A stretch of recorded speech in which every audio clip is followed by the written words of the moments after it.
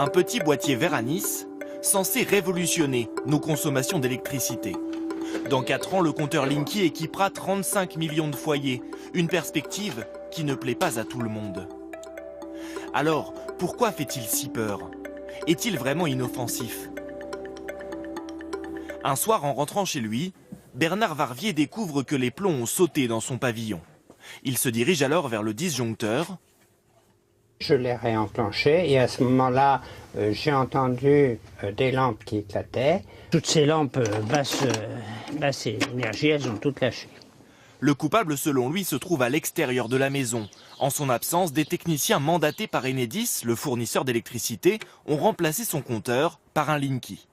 C'est quand même formidable, ils arrivent, ils changent quelque chose, ils repartent.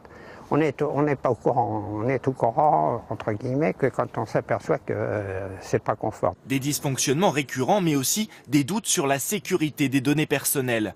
Car ce nouveau compteur est communicant. Il transmet, en détail, votre consommation d'électricité au fournisseur une fois par jour.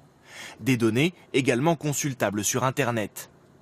Enedis assure sécuriser ces informations, mais dans ce quartier, les habitants sont méfiants et ont pris des mesures radicales pour empêcher l'installation des compteurs. Le compteur est donc ici. Oui, voilà. Donc il était extrêmement vulnérable puisque Très, situé à l'extérieur de l'habitation.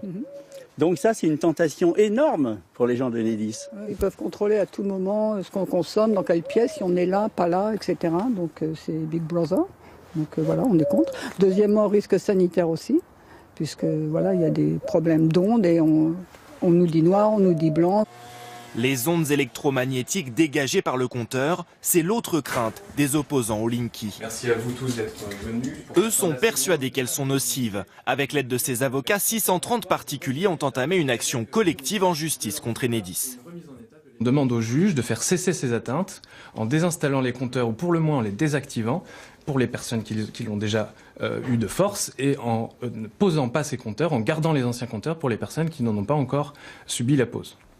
Parmi les futurs plaignants, Laurent Desplat. Il affirme qu'il a dû quitter son appartement après la pose d'un compteur Linky. J'ai commencé à avoir des douleurs dans les dents assez importantes, puis des céphalées, grande difficulté de me concentrer, de lire.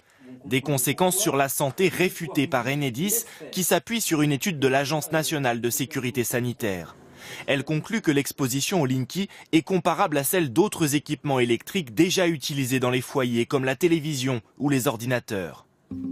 Avec 25 000 Linky posés chaque jour, Enedis et ses sous-traitants n'ont qu'un objectif, remplacer tous les anciens compteurs d'ici 2021 pour mieux gérer la consommation et la production d'électricité.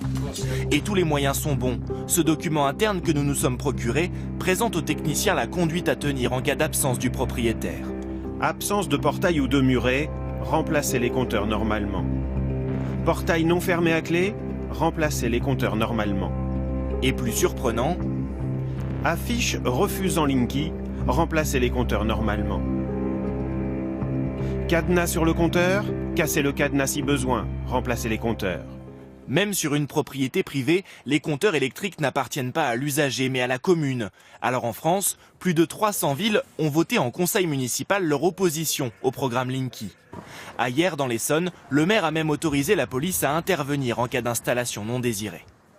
On ne peut pas rentrer chez les gens n'importe comment comme on veut. On ne peut pas casser les cadenas quand les gens ont fait savoir eux-mêmes qu'ils refusaient l'installation d'un compteur. On ne peut pas faire ça. Voilà, il y a des méthodes inexcusables.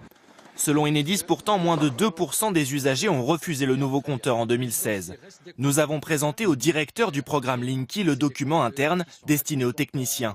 Il assure que ces méthodes ne sont plus d'actualité. C'est une de nos anciennes procédures. C'était une procédure technique qui était à la disposition des entreprises de pose que nous avons évidemment bien modifié. C'est pas du tout l'esprit de service public que nous on souhaite porter. À ce jour, 7 millions de compteurs Linky ont été installés en France.